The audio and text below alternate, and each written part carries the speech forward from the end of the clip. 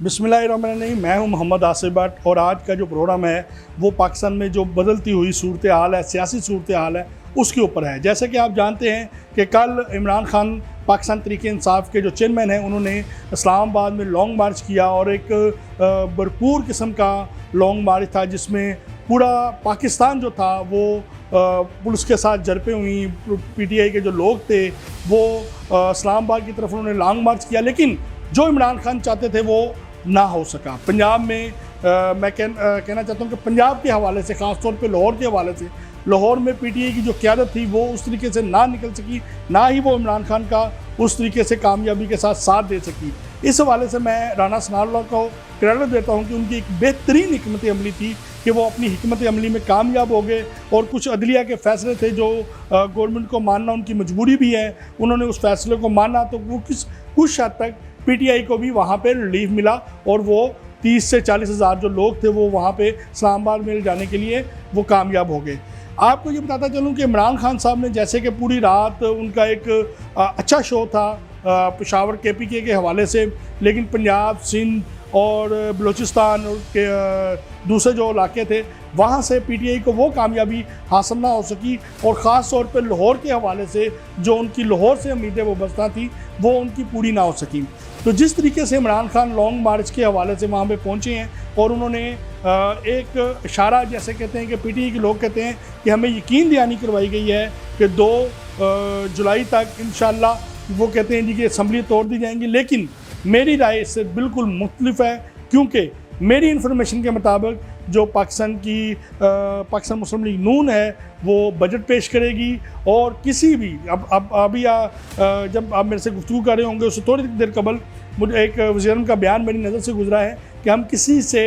Direction नहीं लेंगे, किसी के अहकामात नहीं मानेंगे, जो हमारे कानून और मेरिट के मुताबिक होगा वो हम करेंगे। हाँ, अलबत्ता वो जो मुज़ाकरात के दरवाजे हैं वो भी खुला रखना चाहते हैं। इस हवाले से आज गवर्नमेंट ने 3 जो बिल थे वो कौमी असम्बली में पास किए हैं, जिसमें ओवरसीज़ पाकिस्तानी जो थे उनके हवाले से जो बिल था, नैब के तवानीन के हवाले से जो बिल था और इसके साथ साथ इलेक्शन के हवाले से जो चीज़ें थी वो उन्होंने फाइनलाइज़ की हैं। ओवरसीज़ पाकिस्तान कमीशन के हवाले से बता दूँ कि शहबाज शरीफ इस हवाले से बड़े अहम इक़दाम करने लगे हैं और उन्होंने अपने एक जो दरीना साथी हैं, जो सेनेटर हैं कैप्टन शहीन खालिद भट्ट, उनकी ड्यूटी भी लगाई है कि वो ओवरसीज़ पाकिस्तानी के हवाले से न उनसे मुज़ाकरात करें, उनको पाकिस्तान के हालात के बारे में बताएं, क्योंकि आपका बहुत बड़ा एक इनकम का जो हिस्सा है, जो फंडिंग का जो हिस्सा है वो ओवरसीज़ पाकिस्तानी कमीशन की तरफ से आता है। इसी तरह उन्होंने जिस तरीके से वो इलेक्ट्रिकल जो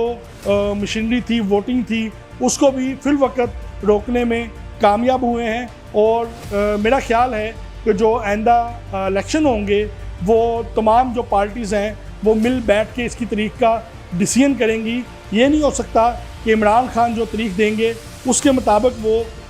इलेक्शन की तारीख कर दें 2 जुलाई या 10 जुलाई, कोई 2 जुलाई कह रहा है, कोई 6 जुलाई कह रहा है, कोई 10 जुलाई कह रहा है। तो मेरी जो इन्फॉर्मेशन है कि पाकिस्तान मुस्लिम लीग नून और उनके तहादी इस साल का जो बजट है वो पेश करेंगे और इसके साथ मज़ीद कौमी असम्बली में बिल पेश किए जाएंगे, जिसके हवाले से इनकी आपस में जो नेगोशिएशन है वो जारी भी है और पाकिस्तान तहरीक इंसाफ के कुछ लोग इनके साथ राब्ते में भी हैं। और जिन 17 जुलाई को जो पंजाब में इलेक्शन होने के लिए जा रहे हैं MP लेवल के ऊपर, उसमें पाकिस्तान मुस्लिम लीग नून ने अक्सरियत के साथ उन लोगों को टिकट देने का फैसला किया है जो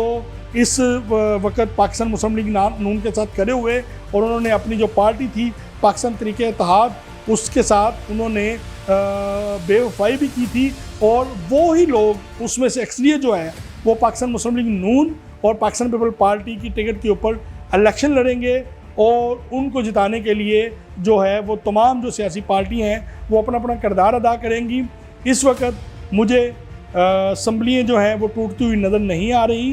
कुछ लोगों की, क्योंकि पीटीआई का डिजिटल सोशल मीडिया सेल बहुत मजबूत है और उनकी एक भरपूर कैंपेन जारी है कि हम इमरान खान अपने मकसद में कामयाब हो गया है और 6 दिन के बाद, 7 दिन के बाद या 10 दिन के बाद ये जो असम्बलियाँ हैं ये टूट जाएंगी। जबकि ये बाज़ाहिर बातें तो फेसबुक के ऊपर, ट्विटर के ऊपर और व्हाट्सएप ग्रुपों में तो बड़ी ज़ोरों शोर से चल रही हैं लेकिन हक़ाइक़ जो हैं वो टोटल इससे बरअक्स हैं और पाकिस्तान मुस्लिम लीग नून और उनके इत्तेहादी जो हैं वो बजट पेश करेंगे, क्योंकि इस वक्त पाकिस्तान के पास जो बजट है वो बड़ा अहम इस वक्त रोल अदा करेगा पाकिस्तानी कौम के लिए। और ये भी आपको एक ब्रेकिंग देता चलूँ कि पाकिस्तान मुस्लिम लीग नून जो बजट दे रही है ये अवामी बजट होगा और उसमें ये सरकारी मुलाजमीन को वफाकी लेवल पे, सूबाई लेवल के ऊपर और अवामी हलकों में एक अच्छा रिलीफ देंगे, ताकि वो जब इलेक्शन में जाएँ तो अवाम से उनको जो तवक्कुआत हैं वो पूरी हो सकें। इंशाअल्लाह आइंदा के प्रोग्राम में हम आपको अहम खबरें और अहम जो सूरत हाल है, सियासी सूरत हाल है, उससे आगाह करते रहेंगे। आपका मेज़बान मोहम्मद आसिफ भट्ट। अल्लाह हाफिज़।